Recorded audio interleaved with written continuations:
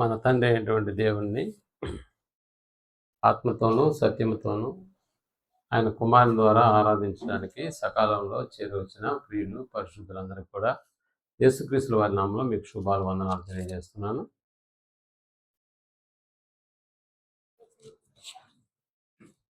ప్రియమైనటువంటి దేవుని వాళ్ళరా, గత ఆదివారం ఇక్కడ కూర్చున్నప్పుడు అనుకున్నాను, ఒక వారం మధ్యలో గ్యాప్ వస్తుంది, ఆ తర్వాత వచ్చే ఆదివారం ఎన్నో అనుభవాలు, ప్రయాణాలు, కొత్త కొత్త పరిచయాలు, వీటన్నిటితో ఈ వారం మరలా ప్రభు సన్నిధిలో నిలబడతామని అనుకున్నాం. ప్రార్థించి బయలుదేరినటువంటి ప్రయాణంలో తండ్రి అయినటువంటి దేవుని యొక్క కాపుదల, భద్రత, ఆయుష్, ఆరోగ్యాలతో తిరిగి మళ్ళా మన యొక్క గృహాలకు మనం చేరాం. అందుకు తండ్రి అయినటువంటి దేవునికి కృతజ్ఞతలు చెల్లిస్తూ ఈరోజు కూడా మన ప్రయాణానికి సంబంధించినటువంటి అద్భుతమైనటువంటి అంశాన్ని గురించి మనం చర్చించుకోబోతూ ఉన్నాం, ఆలోచన చేయబోతూ ఉన్నాం. ఏదైనా ఒక మంచి అనుభవం మనం కలిగి ఉన్నప్పుడు వాక్యాన్ని ఆ అనుభవానికి జత చేస్తే అపారమైనటువంటి నమ్మకం, అద్భుతమైనటువంటి జ్ఞానం మన సొంతం అవుతుంది. లోకంలోకి ప్రవేశించినటువంటి ప్రతి మనిషిని ఉద్దేశించి దేవుడు రాయిస్తున్నటువంటి మాట, ఈ భూమి మీదకి వచ్చిన ప్రతి మనిషి కూడా యాత్రికుడని, అతను ఒక పరదేశి అని అపోస్తుడైనటువంటి పేతురు గారు గంటాపదంగా చెప్తున్నాడు. భూమి మీదకి వచ్చినటువంటి ప్రతి మనిషిని కూర్చున్నటువంటి ఓ యాత్రికులుగా, పరదేశులుగా ఆయన వర్ణిస్తూ చెప్పినటువంటి మాటలు మనకు తెలుసు కదా. పేతురు గారు ఈ సంగతిని గురించి రాస్తూ ప్రియులారా అన్న పదాన్ని ఉపయోగించి మీరు యాత్రికులను, పరదేశులనై ఉన్నారు అన్న పదం వాడుతున్నారు. ఈ మాటలు సంఘానికి తెలియజేస్తున్నటువంటి మాటలు. సంఘంలో చేరినటువంటి ప్రతి ఒక్కరు కూడా తాము భూమి మీద యాత్రికులమని, పరదేశులమని అన్న సంగతి మర్చిపోకుండా ఉండడానికి జ్ఞాపకం చేస్తున్నాడు. పరదేశి అంటే మనకు తెలుసు, ఈ దేశ నివాసి కాదు, ఇంకా చెప్పాలంటే ఈ దేశం వాళ్ళు కాదు. పరదేశి అన్న పదం. మరి యాత్రికులు అంటే ఏదైనా ఒక పని మీద తిరుగుతూ ఉండేటటువంటి వాళ్ళు.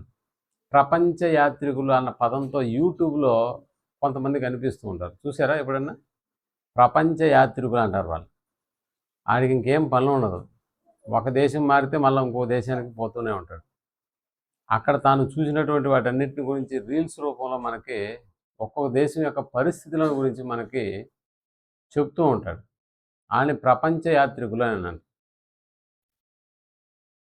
అందుకనే ఇక్కడ పేతురు గారు తాను చెప్తున్నటువంటి ఈ మాటను ఉద్దేశించి ఒకసారి మనం ఆలోచన చేస్తే, ప్రియులారా మీరు పరదేశులను యాత్రికులై ఉన్నారు. అది మీరు పరదేశులను యాత్రికులనై ఉన్నారు కనుక ఆత్మకు విరోధముగా పోరాడు శరీరాశలను విసర్జించి అన్ని జనులు మిమ్మల్ని ఏ విషయంలో దుర్మార్గులని దూషించారో ఆ విషయంలో వారు మీ సత్క్రియలను చూచి వాటిని బట్టి దర్శన దినమున దేవుని మహిమపరచునట్లు వారి మధ్యలో మంచి ప్రవర్తన గలవారై ఉండవలనని మిమ్మల్ని బతిమాలుకొనుచున్నాను. చూసారా, మిమ్మల్ని బతిమాలుకొనుచున్నాను అన్నాడు. అంటే యాత్రలో ఒక మనిషి యొక్క ప్రవర్తనను గురించి కూడా ఇక్కడ రాస్తున్నాడు. పరదేశిగా ఉన్నప్పుడు నువ్వు ఎలా బ్రతకాలో కూడా చెప్తున్నాడు. కాబట్టి లోకంలోకి వచ్చినటువంటి ప్రతి వ్యక్తి, ముఖ్యంగా స్థానిక సంఘాల్లోకి వచ్చినటువంటి ప్రతి క్రైస్తవుడు కూడా తాను భూమి మీద యాత్రికుడు అన్న సంగతి మర్చిపోకూడదు.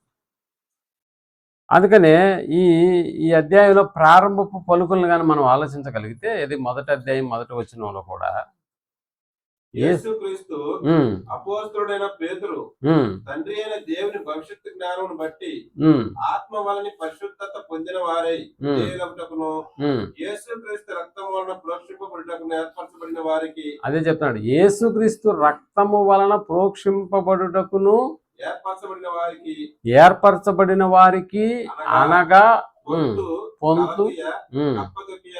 ఆసియా బితూనియా అనే దేశములందు చెదరిన వారిలో చేరిన యాత్రికులకు శుభమని చెప్పి రాయినది. అదిగో అందులో చేరినటువంటి యాత్రికులకు శుభమని చెప్పి రాయినది అన్నాడు. అంటే ఇక్కడ యాత్రికులు అంటే ఎవరో కాదు, ఆత్మ వలన పరిశుద్ధత పొందిన వారై విధేయులగుటకు యేసుక్రీస్తు రక్తం వలన ప్రోక్షింపబడుటకును ఏర్పరచబడినటువంటి వాళ్ళు యాత్రికులు అన్న సంగతి మనం మర్చిపోకూడదు. ఆ లెక్కలో ఇప్పుడు మనం కూడా వస్తామా? మనం కూడా వచ్చినప్పుడు మనం కూడా ఎవరము? పరదేశులము, యాత్రికులము. మనం ఈ భూమి మీద ఎక్కడ ఉన్నా కూడా, ఈ భూమి మీద ఎక్కడున్నా కూడా, మనం కూర్చున్నా, పడుకున్నా, లేచినా, మనం విశ్రాంతి తీసుకుంటున్నా, పని చేసుకుంటున్నా కూడా మనం ఎవరు అని అంటే యాత్రికులము, పరదేశులము. మనకు తెలుసు కదా, యాత్రికులు అని అంటే ఒక దేశం నుంచి మరొక దేశానికి, ఒక రాష్ట్రం నుంచి మరొక రాష్ట్రానికి, ఒక జిల్లా నుండి మరొక జిల్లాకును, ఒక ఊరు నుంచి మరొక ఊరుకును ప్రయాణం చేసేటటువంటి వాళ్ళని లోకంలో ఏమంటారంటే యాత్రికులు అన్న పదం వాడతారు. కాబట్టి ఏ ప్రాంతం నుంచి అయినా కూడా, ఏ ప్రాంతం నుండి అయినా కూడా బయలుదేరుతున్నారో యాత్రికులు అనేటటువంటి వాడు.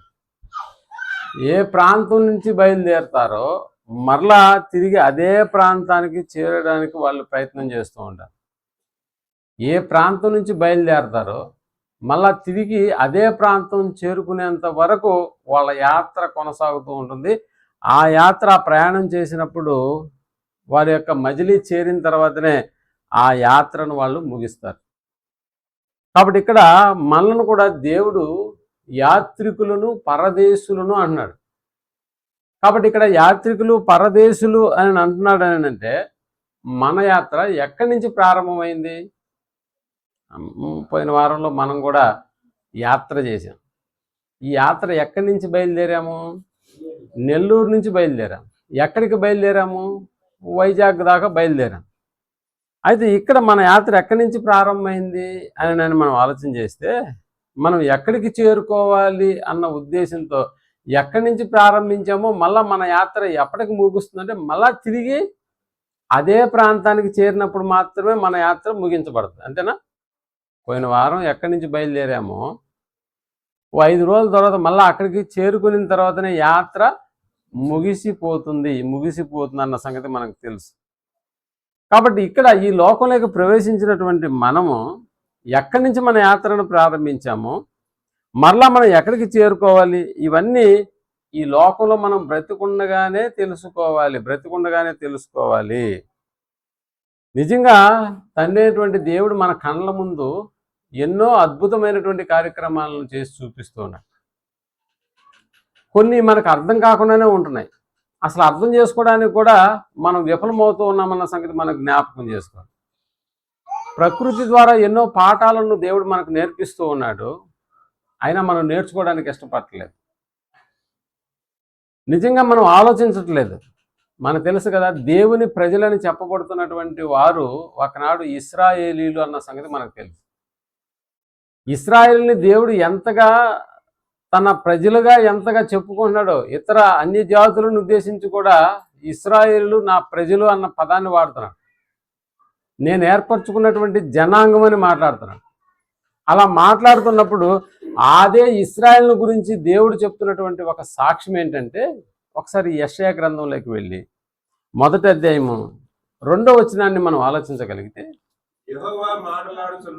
యెహోవా మాట్లాడుచున్నాడు, ఆకాశమా ఆలకించు, భూమి చెవియొగ్గు. ఏ పిల్లలు వీళ్ళు? ఇశ్రాయేలు పిల్లల గురించి మాట్లాడుతున్నాడు. నేను పిల్లలను పెంచి గొప్పవారినిగా చేసి అదిగో వారు నా మీద తిరగబడి ఉన్నారు. ఎద్దు తన కామందు నెరుగును, ఎద్దు తన కామందును ఎరుగుతుంది, గాడిద సొంతవాని దొడ్డి తెలుసుకొనును, గాడిద తన సొంతవాని దొడ్డి తెలుసుకును. ఇశ్రాయేలులకు తెలివి లేదు. ఎవరికి తెలివి లేదంట? ఇశ్రాయేలు. మరి ఇశ్రాయేలు ఎవరు? దేవుని జనాంగం. బాగా ఆలోచన చేసుకోండి. దేవుడు ఏర్పరచుకున్నటువంటి జనాంగం. ఆ ఇశ్రాయేలు దేవుని జనాంగమైనటువంటి వారికి ఉద్దేశించి దేవుడే చెప్తున్నటువంటి మాట ఏంటంటే, ఇశ్రాయేలులకు తెలివి లేదు, నా జనులు యోచింపరు. నా జనులు యోచించరు. అంటే తెలివి లేనటువంటి వారుగా ఉన్నారు, ప్లస్ ఆలోచించే వాళ్ళుగా వాళ్ళు ఉండట్లేదు. వాళ్ళ స్థానంలో ఇప్పుడు ఎవరు ఆలోచన చేస్తున్నారని చెప్తున్నాడు? ఎద్దు ఆలోచన చేస్తుంది, గాడిద కూడా ఆలోచన చేస్తుంది, కానీ నా ప్రజలు ఆలోచన చేయట్లేదు. ఎద్దు ఎలా ఆలోచన చేస్తుంది? ఎద్దు ఏమని ఆలోచన? తన కామందును ఎరుగును, గాడిద తన సొంత వాని దొడ్డి తెలుసుకును. ఆ జ్ఞానం కూడా ఇప్పుడు ఎవరికి లేదు? ఇశ్రాయేలుకి లేదు అన్నాడు. ఇశ్రాయేలుకి లేదు అంటే జంతువులకు ఉండేటటువంటి జ్ఞానం కూడా తన స్వరూపము తన పోలిక చొప్పున సృజించబడినటువంటి ఒక ప్రత్యేక జనాంగంగా దేవుడు ఏర్పాటు చేసుకున్నటువంటి ఇశ్రాయేలును ఉద్దేశించి చెప్తున్నటువంటి మాట, నా ప్రజలు యోచింపరు, ఆలోచించరు. నా ప్రజలు ఎలాంటి వారంటే తెలివి లేనివారు. అంటే సృష్టిలో ఉన్నటువంటి అన్నిటికంటే తండ్రి అయినటువంటి దేవుడు మనుష్యులను ఎంత గొప్పవారిగా చేశాడో మనకు తెలుసు. అందుకనే యేసుక్రీస్తుల వారి మాటల్లో కూడా మనం ఎంత గొప్పవారమని చెప్తున్నాడంటే, ఆకాశ పక్షులను చూడండి, అవి విత్తవు కోయవు, పరలోకమందున్నటువంటి తండ్రిని వాటిని పోషించట్లేదా? మీరు వారికంటే శ్రేష్ఠులు అన్న పదాన్ని వాడదు, మీరు వాటికంటే శ్రేష్ఠులు కారా అంటున్నాడు. అంటే భూమి మీద ఉన్నటువంటి ప్రతి జంతువుని ఉద్దేశించి మాట్లాడినా, భూమి మీద ఉన్నటువంటి ప్రతి జంతువుని ఉద్దేశించి మాట్లాడినా, వాటన్నిటికంటే గొప్పవాళ్ళు ఎవరని దేవుడు సెలవిస్తున్నాడు? మనుషులమైనటువంటి మనమే గొప్పవాళ్ళము అని అంటున్నాడు. అంటే గొర్రె కంటే, పశువుల కంటే, పక్షుల కంటే శ్రేష్ఠులు అన్న పదాన్ని మనకి దేవుడు ఆపాదించి చెప్తున్నటువంటి ఈ యొక్క గ్రేట్నెస్, లేకపోతే ఈ గొప్పతనంలో దేవుడు ఆలోచన చేసింది ఏంటంటే, నేను ఇంత గొప్పవారిగా ఈయన్ని చేసినా కూడా వీళ్ళలో ఏమి లేదు? జ్ఞానం లేదు. అందుకని చెప్తాను, తెలివి లేదు. అసలు అన్నిటికంటే ముఖ్యంగా నా ప్రజలు, నా జనులు యోచింపరు, ఆలోచించట్లేదు. అంటే ఇంత గొప్పవారినిగా చేసినా కూడా వీళ్ళలో ఆత్మ సంబంధమైనటువంటి జ్ఞానం బొత్తిగా లేదు. ఎద్దుకేమో తన కామంది ఎవరో తెలుసు, ఎద్దుకు జ్ఞానం ఉంది, కానీ నా బిడ్డలకు జ్ఞానం లేదు. గాడిద కూడా యజమాని ఎవరో తెలుసు, కానీ నా పిల్లలకు తెలియట్లేదని. మీకు తెలుసు కదా, పల్లెటూరులో పశువులన్నీ తోలేస్తారు ఉదయాన్నే, మళ్ళీ అవి మేత వేసుకుని మళ్ళీ ఎవరింటికి వచ్చేస్తాయా? వేరే వాళ్ళ ఇళ్ళకి వెళ్తాయి. అంటే మంచి జ్ఞానం ఉందా వాటికి? తన సొంత దొడ్డు ఏదో తెలుసుకుంటుందా? తెలుసుకుంటుంది. ఆకాశ పక్షులు కూడా మనం చూడండి, కొల్లేటి సరస్సు అని మీకు తెలుసు, మనకు దగ్గరలో ఉంది, పులికాటి సరస్సు. ఎక్కడి నుంచి వస్తాయి ఆ పక్షులు? చాలా దూర దేశం నుంచి వస్తాయి. మళ్ళీ ఎక్కడికి వెళ్ళిపోతాయి? మళ్ళీ వాటి ప్లేస్కే వెళ్ళిపోతాయి. ఎన్నో వందల కిలోమీటర్ల దూరం నుంచి ప్రయాణం చేసినా కూడా మరలా అదే దేశానికి వెళ్ళిపోతాయి, అంతేగాని మరొక దేశానికి అవి వెళ్ళవు. ఎక్కడ ప్రయాణాన్ని ప్రారంభిస్తున్నాయో తిరిగి అక్కడికే తమ ప్రయాణాన్ని ముగించేటటువంటి జ్ఞానం ఇప్పుడు ఎవరిలో ఉందని చెప్తున్నాడు దేవుడు. పక్షుల్లో కూడా ఉందా? అవును, పక్షుల్లో కూడా ఉంది. జంతువులు, పక్షులు తమ నివాస స్థలాలు ఏంటో వాటికి తెలుసు, తిరిగి మళ్ళీ అక్కడికే ప్రయాణం చేస్తాయన్న సంగతి ఆ జ్ఞానం పక్షులకు ఉంది. కానీ పక్షుల కంటే గొప్పవాడైనటువంటి మనిషిలో మాత్రం ఆ యోచన లేదు అన్నాడు, ఆ జ్ఞానం లేదు అని మాట్లాడు. కాబట్టి మనకున్నటువంటి జ్ఞానం లేదు అని దేవుడే మనకు చెప్తున్నటువంటి మాటలను బట్టి, అందుకనే సృష్టిలో ఉన్నటువంటి వాటిని ఉద్దేశించి కూడా దేవుడు మనకి కొన్ని పాఠాలు కూడా మనకు నేర్పిస్తుంటాడు. ఒకసారి ప్రసంగి గ్రంథంలోకి వెళ్ళి 1వ అధ్యాయము 5వ వచనాన్ని మనం ఆలోచించగలిగాం. ప్రసంగి గ్రంథము 1వ అధ్యాయము 5వ వచనాన్ని, సూర్యుడు ఉదయించును, సూర్యుడు అస్తమించును. ఎక్కడి నుంచి బయలుదేరి ఎక్కడికి వెళ్తున్నాడంట సూర్యుడు? ఎక్కడి నుంచి బయలుదేరి ఎక్కడికి వెళ్తున్నాడు? సూర్యుడు ఉదయించును, సూర్యుడు అస్తమించును, తాను ఉదయించు స్థలము మరలా చేరుటకు త్వరపడుననుందా. అంటే ఎక్కడైతే ఉదయిస్తున్నాడో మళ్ళా సూర్యుడు మళ్ళీ అక్కడికే వచ్చేస్తున్నాడా, అక్కడికే వచ్చేస్తున్నాడు. మనం కూడా వైజాగ్కి వెళ్ళాము, మళ్ళీ తిరిగి ఎక్కడికి వచ్చేసాము, నెల్లూరు వచ్చేసాం, మన ప్రాంతానికి వచ్చేసాం. అందుకని ఇక్కడ మనం ఆలోచించగలిగితే తర్వాత చూడండి, ఆయన చెబుతూ గాలి దక్షిణమునకు పోయి ఉత్తరమునకు తిరుగును, అదిగో ఇట్లు మరలా తిరుగుతూ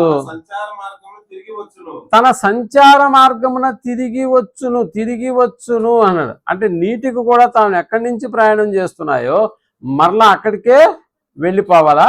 అవును, నదులన్నీ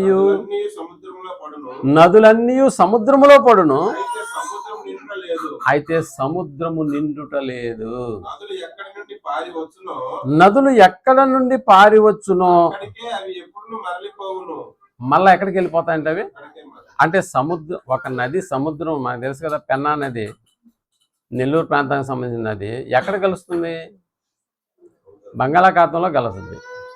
మరలా ఎలా మళ్ళా నదిలోకి మళ్ళీ నీళ్ళు వస్తాయి, వేడిమి ద్వారా వాన ద్వారా మళ్ళా నదులన్నీ నిండిపోతాయి. మళ్ళీ అవన్నీ కూడా ఎక్కడికి వెళ్ళిపోతాయి, సముద్రంలోకి. ఎక్కడి నుంచి బయలుదేరాయో మళ్ళీ అక్కడికే వెళ్ళిపోతున్నాయి.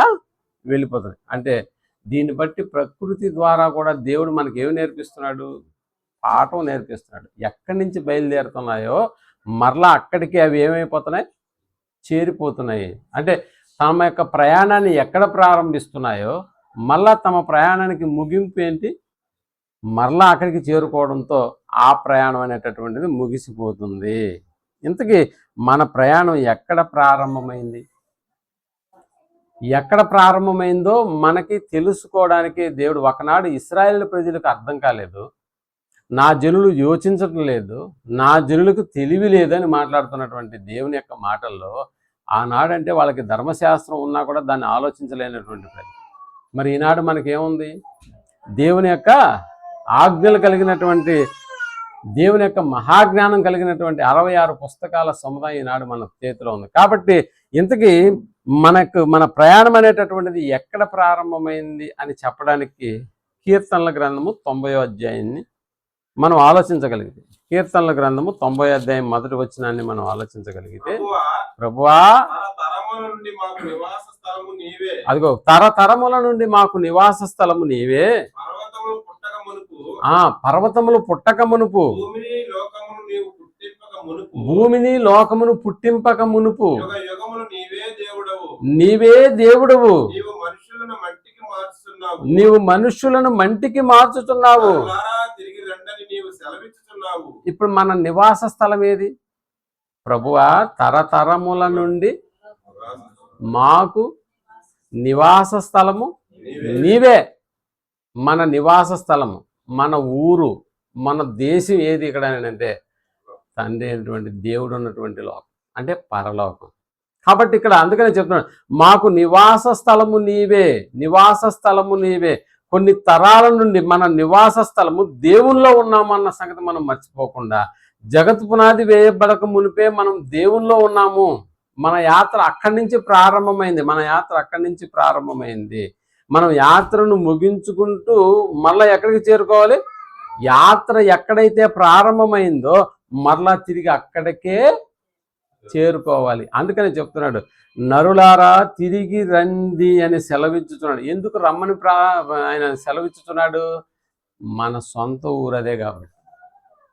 మళ్ళా మీరు వేరే ప్రాంతానికి వెళ్ళకూడదు, ఎక్కడి నుంచి అయితే బయలుదేరారో మళ్ళీ అక్కడికే మీరందరూ చేరుకోవాలి అన్న ఆలోచన ఇటు ప్రకృతిలో వాటిని చూపించి మాట్లాడుతున్నాడు, ఇటు మనుషులమైనటువంటి మనల్ని ఉద్దేశించి కూడా చెప్తున్నాడు, తరతరములకు మీరందరూ నా దగ్గర నుంచే ఉన్నారు, మీ నివాస స్థలము నేనే అని మాట్లాడుతున్నాడు దేవుడు.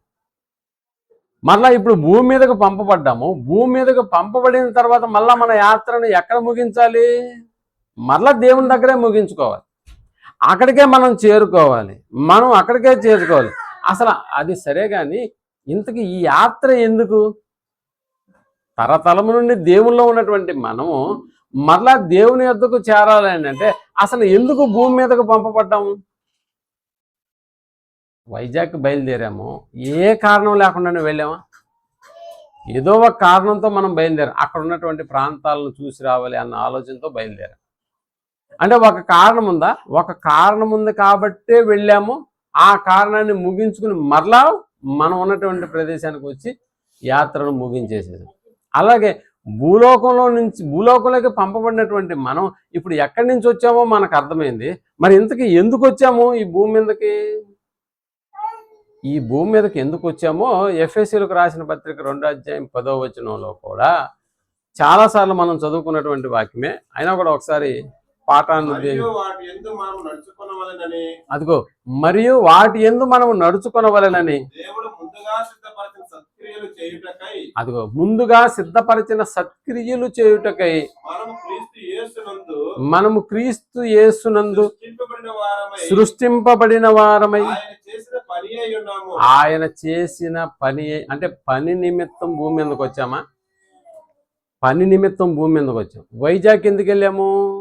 ఒక పని నిమిత్తం వెళ్ళాము. పని ముగించుకొని మళ్ళీ మన సొంత గ్రామాలకు వచ్చేసాం, సొంత ఊర్లకు వచ్చేసాం. ఇప్పుడు పరలోకంలో తరతరములకు నివాస స్థలము నీవే అన్న సంగతి దేవుని యొక్క విషయంలో మనకు బాగా అర్థమైంది. భూమి మీదకి పంపబడ్డాము.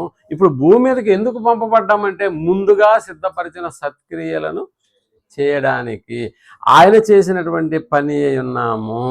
అంటే సత్క్రియలు అన్నీ కూడా చేసి మళ్ళీ వచ్చిన చోటుగా మళ్ళీ మనం ఏమైపోవాలి? తిరిగి వెళ్ళిపోవాలి. బాగా అర్థమైందా? భూమి మీదకి ఎందుకు వచ్చాము? అందుకని భూమి మీదకి పంపబడినటువంటి వారిని ఉద్దేశించి యాత్రికులు, పరదేశులు అన్న పదాన్ని వాడతాం. అంటే ఏ పని నిమిత్తం అయితే భూమి మీదకి వచ్చామో ఆ పనిని ముగించుకుని మరలా మనం ఉన్న చోటుకి ఏమైపోవాలి? తిరిగి వెళ్ళాలి. అయితే ఈ జ్ఞానం అందరిలో ఉందా? ఉందా అండి? అసలు ఈ జ్ఞానం అందరిలో లేదు. ఇంకా చెప్పాలంటే 66 పుస్తకాలు కలిగి ఉన్నటువంటి క్రైస్తవుల్లో కూడా ఈ జ్ఞానం లేదనే చెప్పాలి. ఈ జ్ఞానం అందరిలో ఉందా అంటే లేదు. దైవ గ్రంథం అయితే ఉంది, కానీ ఆత్మకు సంబంధించినటువంటి ఈ జ్ఞానం అందరిలో ఉందంటే లేదు. ఒకసారి ప్రసంగి గ్రంథం 10వ అధ్యాయం 15వ వచనాన్ని మనం ఆలోచించగలిగితే, ప్రసంగి గ్రంథము 10వ అధ్యాయము 15వ వచనాన్ని మనం ఆలోచించగలిగితే, ఊరికి పోవు త్రోవ ఎరగని వారై బుద్ధిహీనులు తమ ప్రయాస చేత ఏమైపోతారంట? ఆయాసపడుదురు.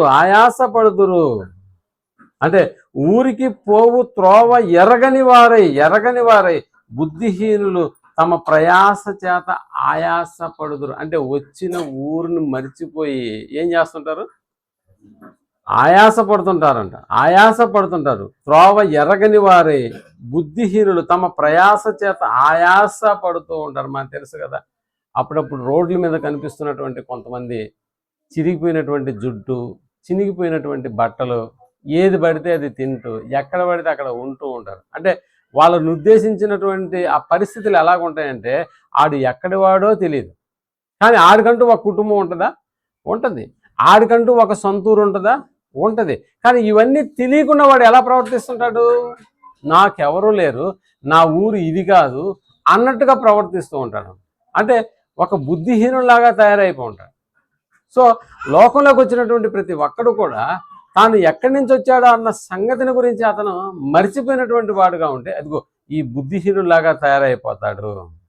అందుకనే ఎప్పుడైతే ఈ ఆత్మకు సంబంధించినటువంటి ఈ జ్ఞానం 66 పుస్తకాలు చేతగలిగినటువంటి క్రైస్తవుల్లో కూడా లేదన్న సంగతి మనకు అర్థమైపోవాలి. ఎందుకంటే మనం కూడా ఎప్పుడు ఆలోచన చేయలేదు కాబట్టి ఇలాంటి సంగతి. అందుకనే యేసుప్రభుల వారు కూడా తాను చెబుతూ యోహాను సువార్త 14వ అధ్యాయం 6వ వచనాన్ని మనం ఆలోచించగలిగితే, యోహాను సువార్త 14వ అధ్యాయం 6వ వచనం, అందుకని యేసుక్రీస్తుల వారు చెబుతూ మీరు బుద్ధిహీనులాగా ఉండొద్దు. అందుకనే చెప్తున్నాడు ఆయన, నేనే మార్గము సత్యమును జీవమును, అదిగో నా ద్వారానే తప్ప ఎవడును తండ్రి యొద్దకు రాడు అన్నాడు. ఎవడును తండ్రి యొద్దకు రాడు, నా ద్వారా, నేనే మార్గాన్ని అన్నాడు. మార్గం మర్చిపోకూడదు. తండ్రి యొద్దకు మళ్ళీ తిరిగి వెళ్ళేటటువంటి మార్గాన్ని భూమి మీదకి వచ్చిన తర్వాత ఏ మనుషుడు కూడా మర్చిపోవద్దు. కాబట్టి ఇక్కడ నేనే మార్గం అని అన్నాడంటే నా బాటలో మీరు నడిస్తేనే మరలా తిరిగి వచ్చినటువంటి ప్రాంతానికి మీరు చేరుకుంటారు.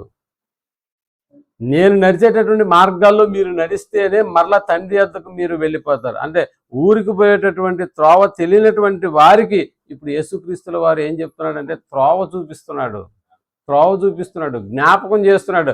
మీరు భూమి మీదకు వచ్చి ఎక్కడి నుంచి వచ్చారో అన్న సంగతి మీరు మర్చిపోతున్నారు. కాబట్టి ఇప్పుడు నేను ఆ మార్గాన్ని మీకు చూపిస్తాను. ఆ మధ్య మేము బుర్రా కేవ్స్కి వెళ్ళినప్పుడు అక్కడ ఎంట్రన్స్లోనే గైడ్ అని అంటున్నాడు ఒక అతన్ని. అంటే గైడ్ అంటే ఏంటి? మార్గాన్ని చూపిస్తాడు. ఎక్కడెక్కడ ఏ ఏ ప్రాంతాల్లో ఎక్కడెక్కడైతే ఏ ఉన్నాయో వాటన్నిటిని నేను మీకు చూపిస్తాను. నన్ను వెంబడిస్తే మీరు అన్నీ తెలుసుకుంటారు. అన్ని ప్రాంతాలను నేను మీకు వివరించి చూపిస్తాను అని చెప్తున్నాడు. ఇప్పుడు లోకంలోకి వచ్చినటువంటి మనము ఎవరిని ఫాలో అయితే మళ్ళీ మనం క్షేమంగా, ఎందుకంటే కొన్నిసార్లు లోపలికి వెళ్తే మళ్ళీ ఎటుపోతామో దారి మనకు తెలియదు. కానీ ఎప్పుడు అక్కడ ఉన్నటువంటి వారికి దారి తెలుస్తుంది. కాబట్టి మరలా వాళ్ళు క్షేమంగా మనం వచ్చినటువంటి ఆ ముఖద్వారానికి మళ్ళీ తీసుకొచ్చి వదిలేస్తాం. అలాగే లోకంలోకి వచ్చినటువంటి ప్రతి మనిషి తాను ఎక్కడి నుంచి వచ్చాడో అన్న సంగతి మర్చిపోయి ఈ లోకమే తనదన్నట్టుగా బ్రతుకుతున్నటువంటి వారికి యేసుక్రీస్తుల వారు ఇస్తున్నటువంటి సలహా నేనే మార్గము అన్నాడు, నేనే జీవము. కాబట్టి యేసుక్రీస్తుల వారు నడిచినటువంటి త్రోవలోనే మనం నడవాలి. ఒకసారి పాత నిబంధనలో ఉన్నటువంటి భక్తులకు ఉన్నటువంటి జ్ఞానాన్ని కూడా మనం ఆలోచన చేస్తే ఆనాడు నేనే మార్గం అని చెప్తున్నటువంటి యేసుక్రీస్తుల వారు వారి మధ్య జీవించకపోయినా కూడా వారు ఎంతటి చక్కటి జ్ఞానాన్ని కలిగినటువంటి వారుగా ఉండి తాము ఎక్కడి నుంచి వచ్చారో అన్న సంగతిని జ్ఞాపకం చేసుకుని అసలు ఆ ప్రాంతాన్ని గురించి వాళ్ళు చెప్తున్నటువంటి సాక్ష్యాన్ని విన్నప్పుడు చాలా ఆశ్చర్యం వేస్తుందండి. ఒకసారి ఎన్నోసార్లు మనం చదువుకున్నాం. ఒకసారి హెబ్రీలకు రాసిన పత్రిక 11వ అధ్యాయము 13వ వచనాన్ని మనం ఆలోచించగలిగితే, హెబ్రీలకు రాసిన పత్రిక 11వ అధ్యాయము 13వ వచనం, రైట్. వీరందరూ అంటే ఆ వాగ్దాన ఫలము అనుభవింపకపోయినను దూరము నుండి చూసి వందనము చేసి ఎవరంటే అది ఎవరు ఒప్పుకున్నారో మనం చూస్తే మొదటి వచనం నుంచి, ఏది 11వ అధ్యాయం మొదటి వచనం నుంచి మనకి హేబేలు కనిపిస్తాడు, హానోకు కనిపిస్తాడు, నోవాహు కనిపిస్తాడు, అబ్రహాము, ఇస్సాకు, యాకోబులు, ఈ పితరులందరూ మనకి కనిపిస్తారు. నిజంగా నేనే మార్గం అని చెప్పడానికి ఆ రోజుల్లో యేసుక్రీస్తుల వారు ఉన్నారా? వాళ్ళ తరంలో లేరు. అయినా కూడా వాళ్ళు ఎలాంటి జ్ఞానాన్ని కలిగినటువంటి వాళ్ళుగా ఉన్నారు? అందుకనే చెప్తున్నారు అన్నమాట. దూరం నుండి ఆ వాగ్దాన ఫలం అనుభవింపకపోయినను దూరం నుండి చూసి తాము భూమి మీద ఎలా ఫీల్ అవుతున్నారండి వాళ్ళు? భూమి మీద పరదేశులమును యాత్రికులమునై ఉన్నామని ఒప్పుకొని, అది విశ్వాసము గలవారై అంటే గమ్యాన్ని కూర్చున్నటువంటి అవగాహన వీరిలో ఉందా? గమ్యాన్ని కూర్చున్నటువంటి అవగాహన ఉంది. వీళ్ళందరూ మేము భూమి మీద పరదేశులను ఒప్పుకుంటున్నారు. అందుకనే పరదేశులమును యాత్రికులమై ఉన్నామనేటటువంటి పదాన్ని వాడుతున్నాడు. అందుకనే అంత జ్ఞానాన్ని కలిగినటువంటి వాళ్ళుగా వీళ్ళు ఆ రోజుల్లో బ్రతికినటువంటి ఆ బ్రతుకును ఉద్దేశించి తాము ఎక్కడి నుంచి వచ్చామో మళ్ళీ తిరిగి ఆ ప్రాంతానికే వెళ్ళిపోవాలన్న అవగాహన వారిలో మనకు స్పష్టంగా కనిపిస్తుంది. అప్పటికి దేవుని మాటలను పట్టుకొని మేము భూమి మీద పరదేశులమును యాత్రికులమునై ఉన్నామని ఒప్పుకొని ఏం చేసినారంట? మృతి పొందారు, విశ్వాసంతో మృతి పొందారు.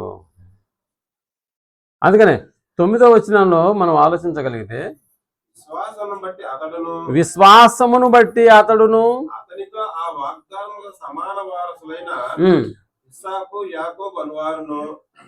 ఇస్సాకు యాకోబు అనువారును గుడారములలో నివసించుచు. ఏ దేశం అండి? అసలు ఆ దేశం ఎవరిది?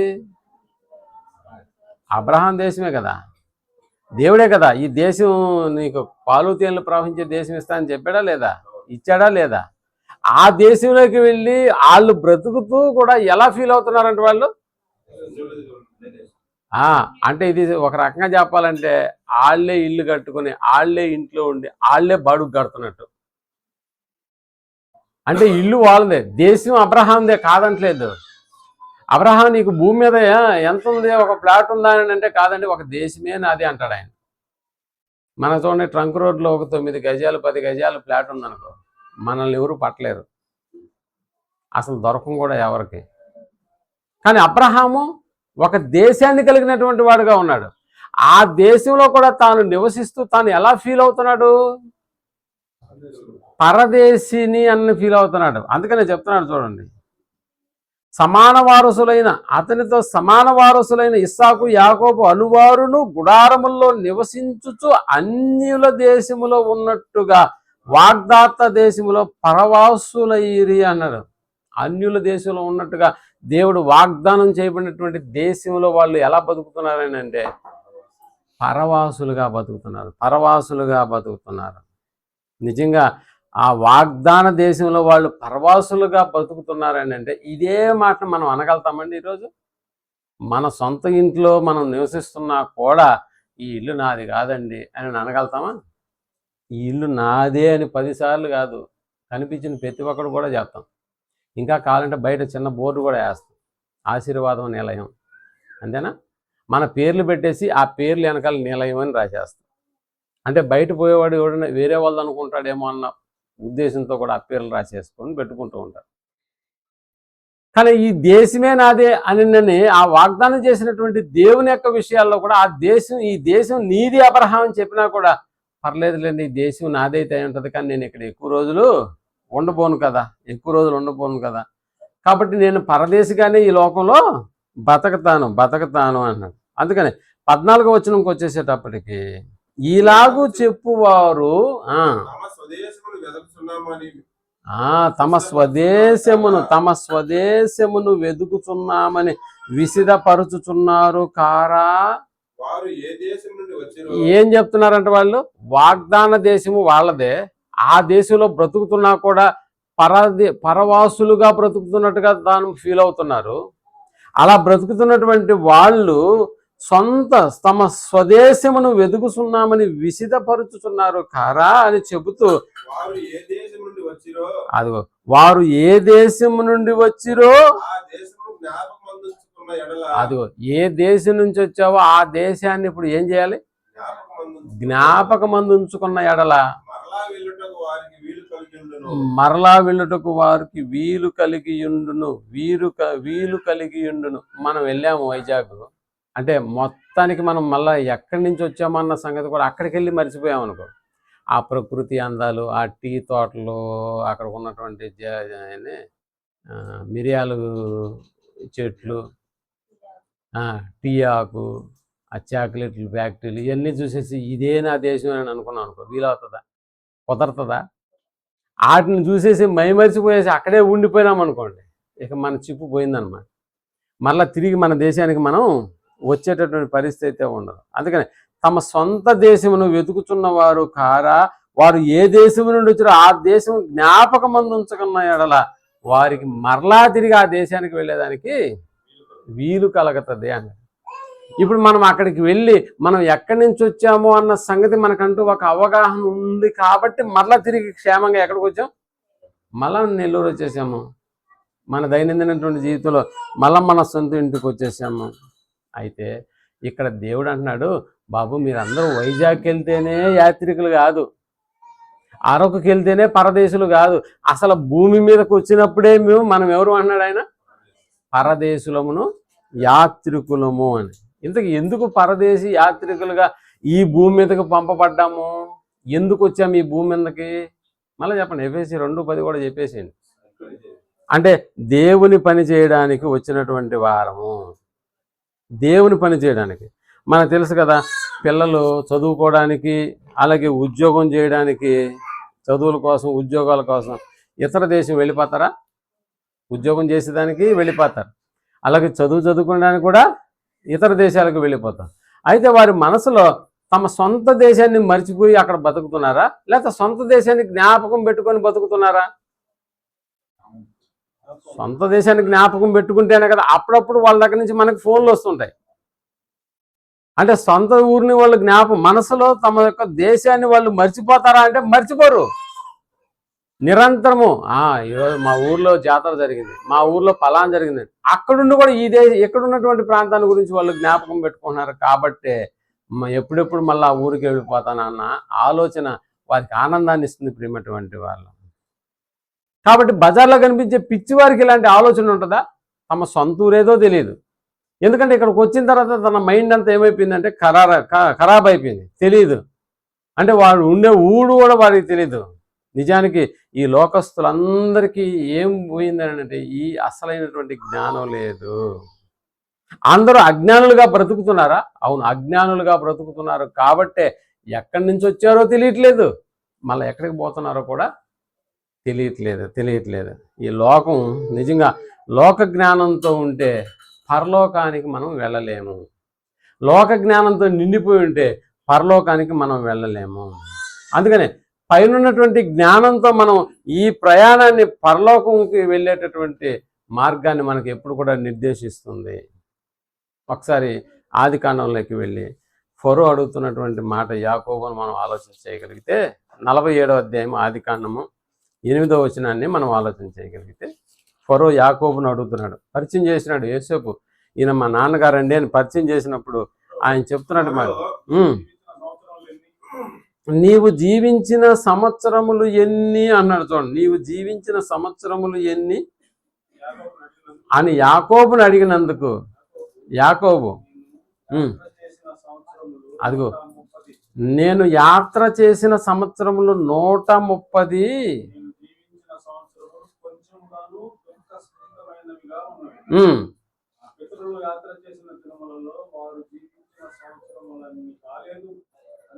అని ఫరోతో చెప్పినాడు. అంటే నా పితరులు కూడా బతికారయ్యా, నా పితరులు కూడా బతికినారు అంటే, సరే ఎంతకీ నీ వయసు ఎంత అని అడిగినప్పుడు నేను యాత్ర చేశానా అన్నాడు.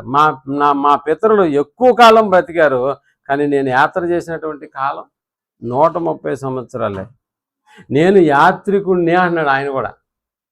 130 సంవత్సరాలు నేను యాత్రికుణ్ణి అన్న పదాన్ని ఉపయోగిస్తున్నాడు. చూసారా, నా పితరులు కూడా చాలా కాలం బతికారు, కానీ నా దగ్గరకు వచ్చేసేటప్పటికి యాత్రాకాలం చాలా తక్కువైపోయింది అన్నాడు.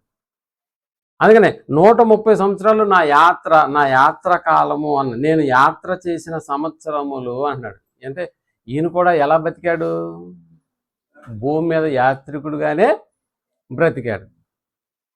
ఇంకా మనకు అర్థం అవ్వాలంటే కీర్తనల గ్రంథం 84వ అధ్యాయము 5వ వచనాన్ని మనం ఆలోచించగలిగితే 84వ అధ్యాయము 5వ వచనాన్ని మనం ఆలోచన చేస్తున్నాం.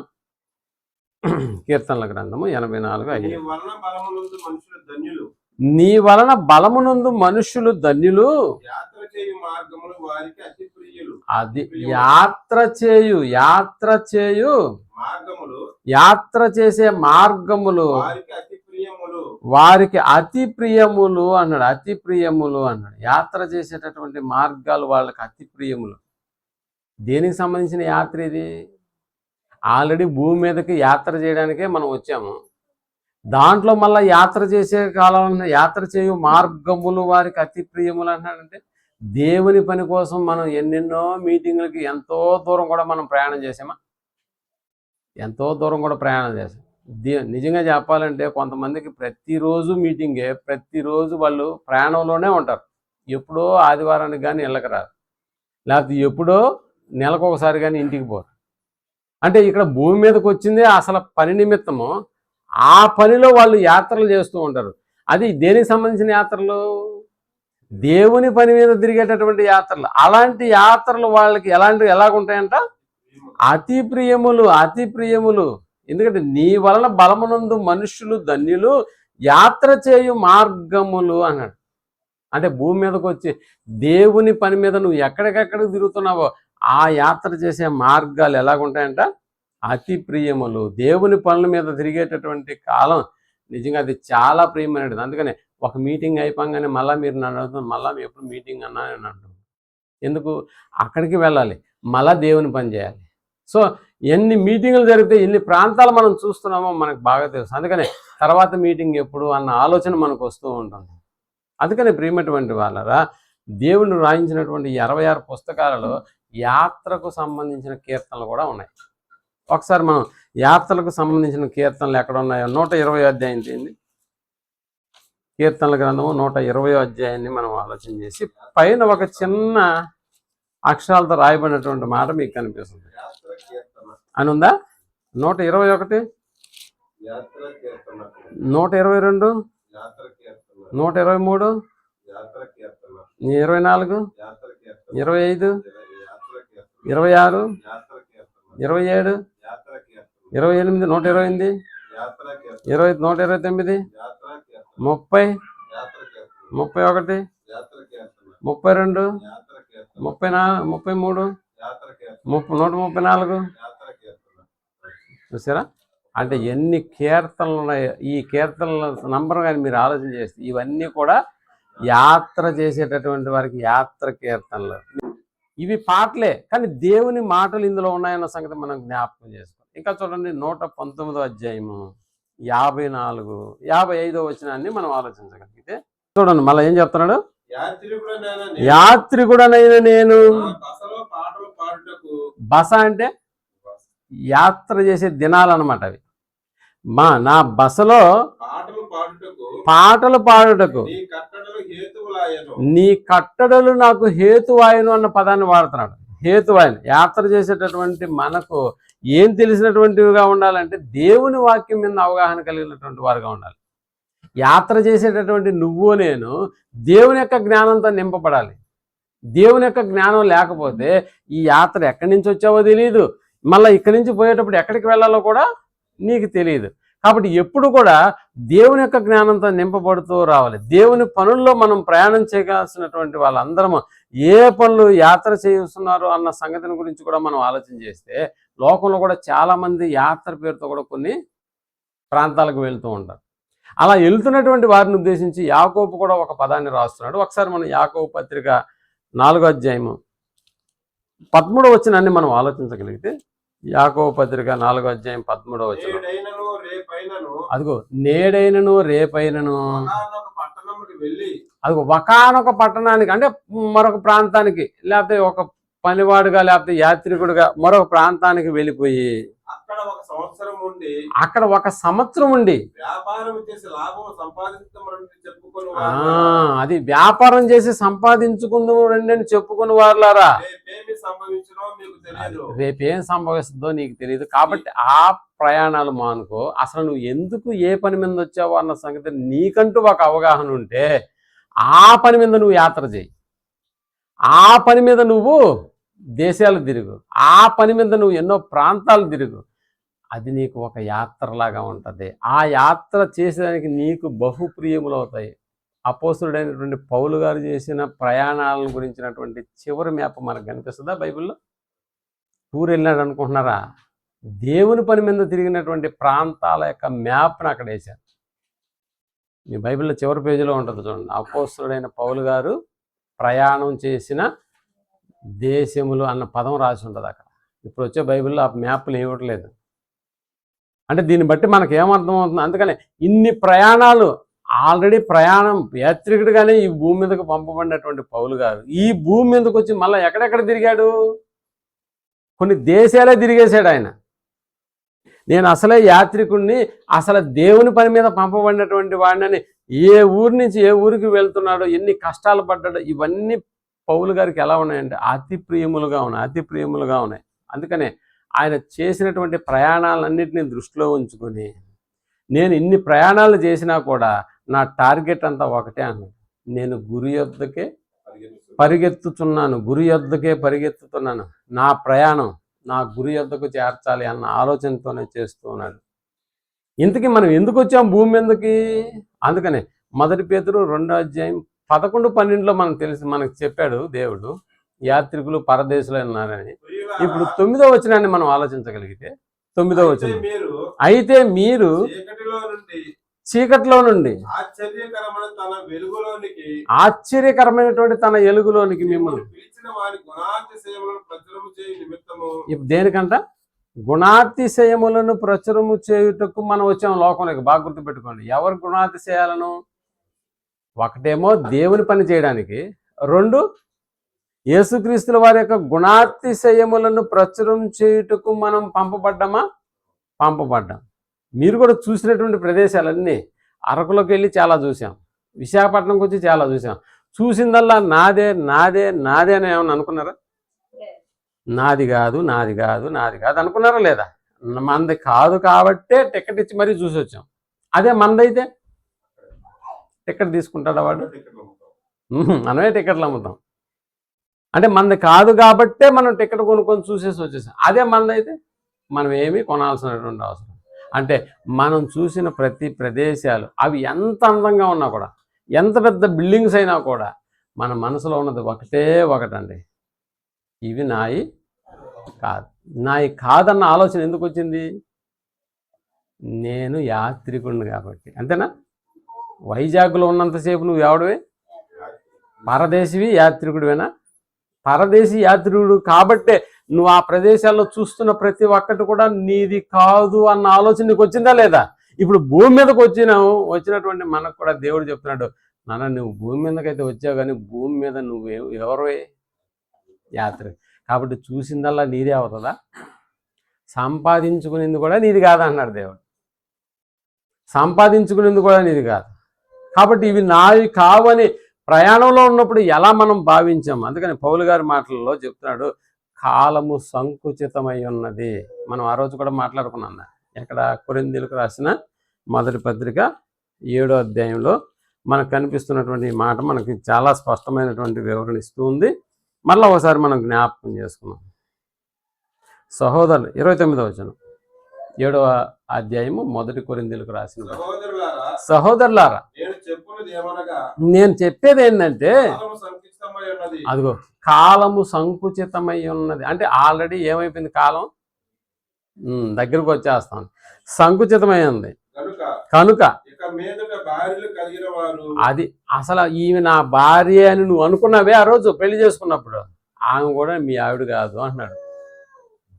భార్యలు కలిగిన వారు భార్యలు లేనట్టును, ఏడ్చేవారు ఏడవనట్టును,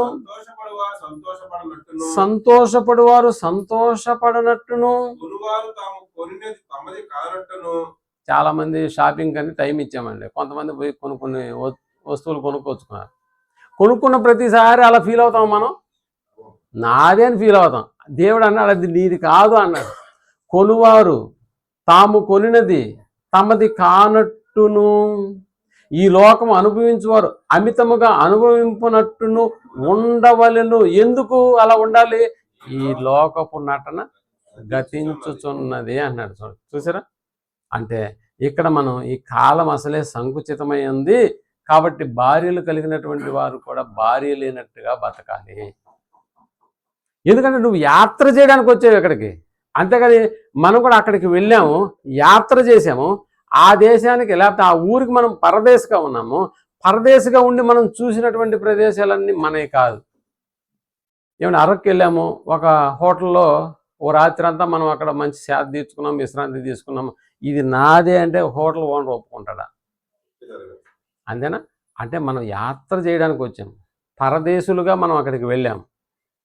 మనం ఆ రాత్రి అంతా బస చేసి విశ్రాంతి తీసుకున్నాం కాబట్టి ఇది నాదేను అని అంటే నిజంగా అది బాగుంటుందా? అలాగన్నమాట. దేవుడు కూడా మనల్ని లోకంలోకి పంపించేటప్పుడు, నాన్న నువ్వు ఈ లోకంలోకి వెళ్తున్నావు, నువ్వు యాత్రికుడవి, నువ్వు పరదేశివి, నీ దేశం అది కాదు, నువ్వు యాత్ర చేయడానికి మాత్రమే వెళ్ళావు. చూసిందల్లా నీదని అనుకోబాకు, నువ్వు కొన్ని ప్రతిదీ నీదని అనుకోబాకు, అన్నిటినీ వదిలిపెట్టి వచ్చేసేయాలి. మనం చూసిన ప్రదేశాలన్నీ తెచ్చుకున్నామండి, ఆడి నుంచి చూసి గమ్ముగా వచ్చేసామా? మనవి కాదు కాబట్టి చూసి వచ్చేసామంతే. అదే మనవి అయితే మనం తెచ్చేసుకుంటాం, కానీ మనవి కాదు. అంటే ఇప్పుడు లోకంలోకి వచ్చినటువంటి మనము విలువైనటువంటి వస్తువులతో మనం వాటిని విషయంలో ఏం చేయాలి? ఇది నాది అనుకోవడానికి ఎంత మాత్రం వీలు లేదు. ఎందుకంటే ఒకవేళ నీదే అయితే నీ వెంట వస్తుంది, కానీ నీది కాదు కాబట్టే నువ్వు అన్నిటినీ ఇక్కడే వదిలేసి వెళ్ళిపోవాల్సినటువంటి పరిస్థితి ఏర్పడుతుంది. అంటే ఈ ప్రయాణంలో కూడా మనం విలువైనటువంటి వాటిని సంపాదించుకొని ఇంకొకరి చేతిలో పెట్టి వెళ్ళవలసినటువంటి పరిస్థితి ఏర్పడుతుంది తప్ప, ఆ విలువైనటువంటి వాటిని సంపాదించుకొని వాటిని దేవుని పనిలో ఖర్చు పెడితే ఇబ్బంది ఏమీ లేదు.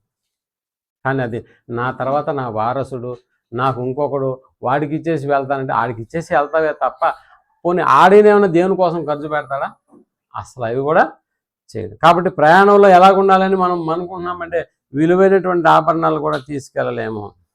మన ఇంట్లో మనం ఉంటే ఈ సంగతులు అనుభవించి ఆలోచించేటటువంటి పరిస్థితి లేదు. ప్రయాణం చేస్తున్నప్పుడు ఇంకా మనకి అర్థం అవ్వాల్సింది ఏంటంటే మన గమ్యం దగ్గర పడుతున్నప్పుడు మన పరిస్థితి ఎలాగుంటుందో చెప్పండి. నెల్లూరులో 6:30కి ఎక్కామండి రైలు. ఇప్పుడు మన గమ్యం ఎక్కడికి పోవాలో మనకు అర్థమైపోయింది కదా.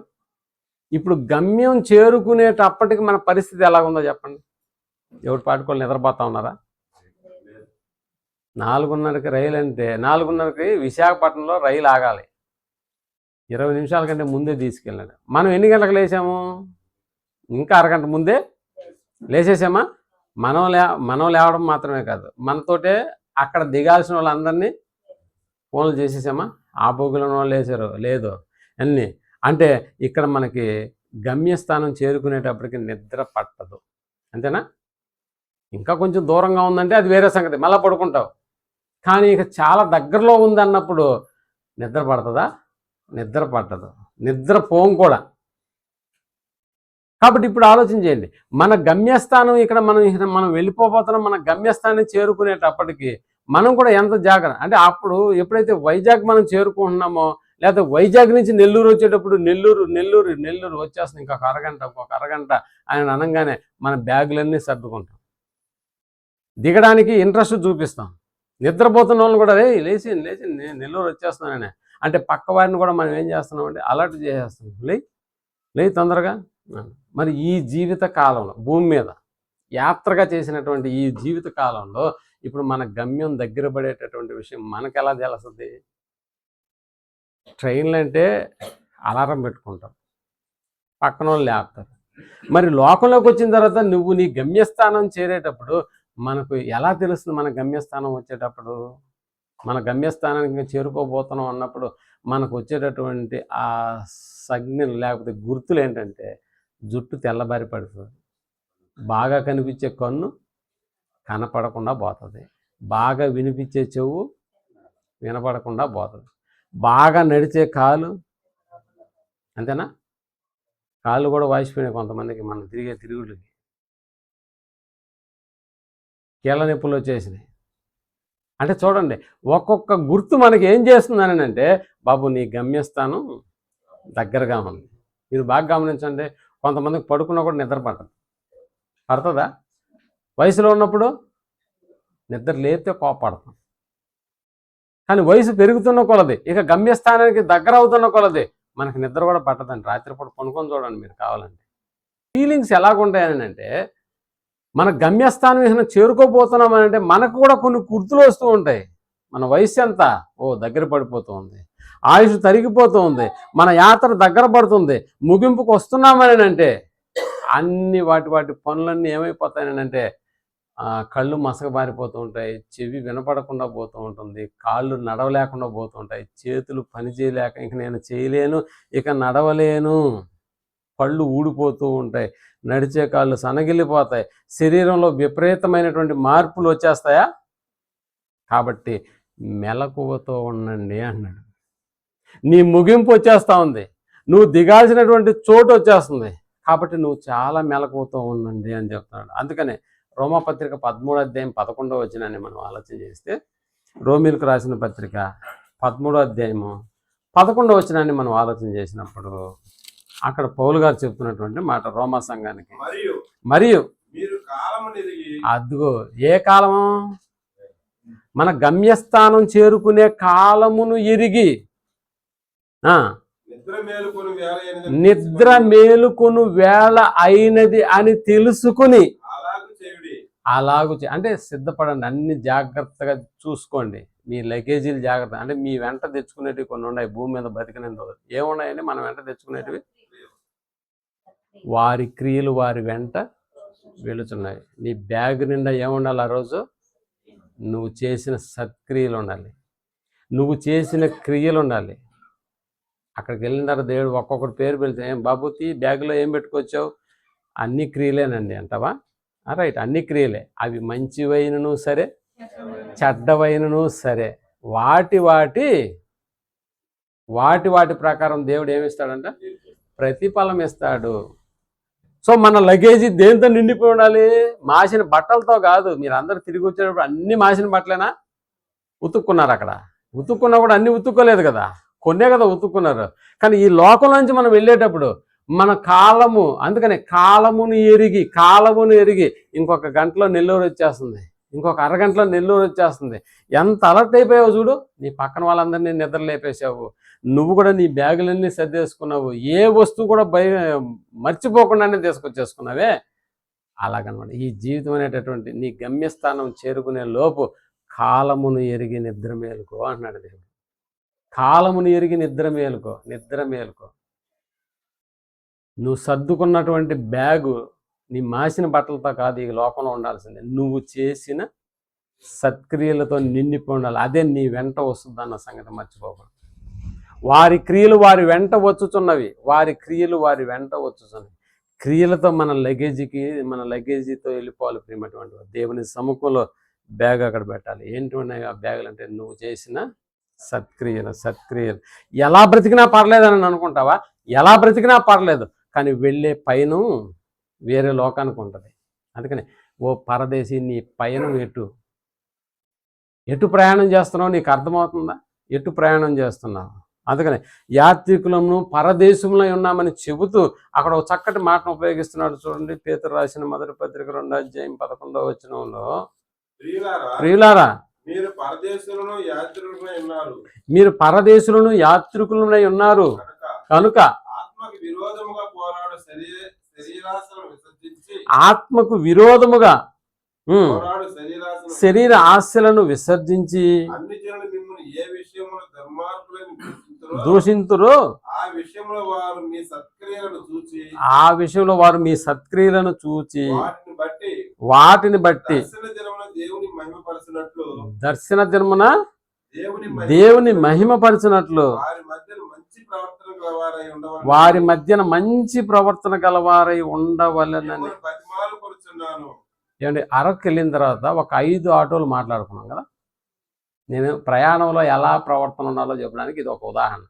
మనల్ని చూపిస్తున్నటువంటి ఒక పాస్టర్ గారు చివరికి మనల్ని రైల్వే స్టేషన్లో దింపిన తర్వాత నేను వాళ్ళకి డబ్బులు ఇచ్చేటప్పుడు అతను చెప్తున్నటువంటి ఒక మాట ఏంటంటే, ఏమండి చాలా మంచి ప్రజలను మాకు పరిచయం చేశారు. ఆటో వాళ్ళు అన్నారంట, ఎక్కడ వాళ్ళు మమ్మల్ని ఇబ్బంది పెట్టలేదు, ఎక్కడ ఎక్కువ టైం కూడా వాళ్ళు తీసుకోలేదు, టయానికి వచ్చేస్తున్నారు, కూర్చునేస్తున్నారు చాలా పద్ధతిగా. మళ్ళీ ఎకిరిపోకిరి మాటలు కానీ ఆటోలో ఎక్కినప్పుడు ఏం లేదండి, చాలా మంచి ప్రజలు, అసలు నిజంగా ఇలాంటి వాళ్ళని మేము చూడలేదు అని అన్నారు. చూడండి, మన ప్రయాణంలో మన ప్రవర్తన కూడా ఎలాగ ఉండాలి? ఇతరులకు అంగీకారంగా ఉండాలి. అలాగనే ఉందా? అలాగనే ఉంది. పోనీ అలాగే వైజాగ్ వచ్చినప్పుడు కూడా మీరు గమనించారో లేదు, మనం స్టే చేసినటువంటి డార్మెటరీ ఓనర్ కూడా మాకు ఒక ఫోటో తీసి మా యూట్యూబ్లో పెట్టండి, మా హోటల్ ఫోటో మీ అందరితో నిండిపోయినట్టుగా కనిపించాలి అని అన్నాడు. ఆయన చేసిన రిక్వెస్ట్కే మనం గ్రూప్ ఫోటో దిగాము అక్కడ. మీకు తెలుసో లేదు, రాకేష్ని వాళ్ళు అడిగారు, మాకు గ్రూప్ ఫోటో కావాలి మాకు. ఎందుకు అంటే మనం చేస్తున్నటువంటి అక్కడ ప్రార్థనలు మనం చేశాంగా, 2 ప్రార్థనలు చేశాం, అది చాలా బాగా నచ్చింది వాళ్ళకి. మనం పడుకున్నటువంటి బెడ్ కూడా చాలా నీట్గా మళ్ళీ వాళ్ళకి అందించాం. ఎక్కడ మన వస్తువులు ఉన్నా కూడా వాటిని జాగ్రత్త చేసుకుని మరి తాళాలు వేసుకుని మరి వాళ్ళకి ఎలాంటి ఇబ్బంది కలిగించకుండా చేశాం. అంటే ఒక యాత్ర చేసినటువంటి కాలాల్లో మనం అక్కడ పరదేశులమును యాత్రికులమై ఉండే మన యొక్క ప్రవర్తనతో వాళ్ళని ఎంత చక్కగా మనం ఆకట్టుకున్నామో చూడండి. అంటే ఒక మంచి జనాంగం వీళ్ళు అన్నట్టుగా. అందుకని ఇక్కడ పేతురు గారు చెబుతూ దర్శనం దేవుని మహిమపరచినట్లు వారి మధ్యన మంచి ప్రవర్తన గలవారై ఉండవలెను అని మిమ్మల్ని బతిమాలుకుంటున్నాం. లోకంలోకి వచ్చినటువంటి మనం కూడా ఏదో ఒకరోజు ఇక్కడి నుంచి మళ్ళీ వెళ్ళిపోవాలి. వెళ్ళిపోయే ముందు జాగ్రత్త పడమని చెప్తున్నాడు. ఇక్కడ బ్రతికినంత కాలం ఎలా ఉండమని చెప్తున్నాడు? మంచి ప్రవర్తన కలిగినటువంటి వాళ్ళే ఉన్నారు, మంచి ప్రవర్తన అని ఒక గ్రూప్గా మనం ఒక మంచి ప్రవర్తన. ఎందుకంటే మనం చేస్తున్న ప్రార్థనలు కూడా వాళ్ళు అటు ఇటు తిరుగుతూ చూస్తున్నారు, ఓ వీళ్ళు మంచి క్రైస్తవుల్లాగా అనిపించింది. అందుకనే మా కొరకు ప్రార్థన చేయండి అన్నారు. మా హోటల్లో ఒక ఫోటో దిగి అది మాకు గ్రూప్లో మాకు పెట్టండి, ఎందుకంటే మాకు చాలా లైక్స్ వస్తాయి, చాలామంది ఫ్యామిలీస్ కూడా ఇలాగొచ్చి ఒక గ్రూప్ లాగా మా హోటల్లో దిగుతారు అనే ఆలోచన వాళ్ళు తెలియజేసినారు.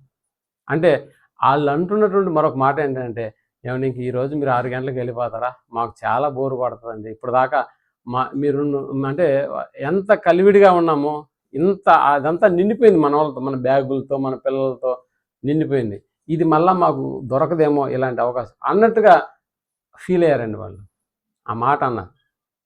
కాబట్టి యాత్రికులు పరదేశులుగా ఉన్నటువంటి మన ప్రవర్తన ఇతరులకు అంగీకారంగా ఉండాలి, వాళ్ళు మెచ్చుకోవాలి. అందుకనే అలా ఉండబట్టే మనల్ని బట్టి దేవుడు మహింపరచబడ్డా. అందుకనే ప్రతి నిమిషంలో కూడా యాత్ర చేసిన ప్రతి స్థలంలో పరదేశులుగా ఉన్నటువంటి మనకు తండ్రి అయినటువంటి దేవుడు ఎంతటి సహాయం చేశాడో మనకు జ్ఞాపకం పెట్టుకుంటే లోకంలోకి వచ్చినటువంటి మనం కూడా అలాంటి ప్రవర్తన కలిగి ఉండాలి. అలాంటి మెలకువ ఎప్పుడెప్పుడు మన స్టేషన్ వచ్చేస్తుందా, ఎప్పుడెప్పుడు మన గమ్యస్థానం వచ్చేస్తుందా అనేటటువంటి విషయం.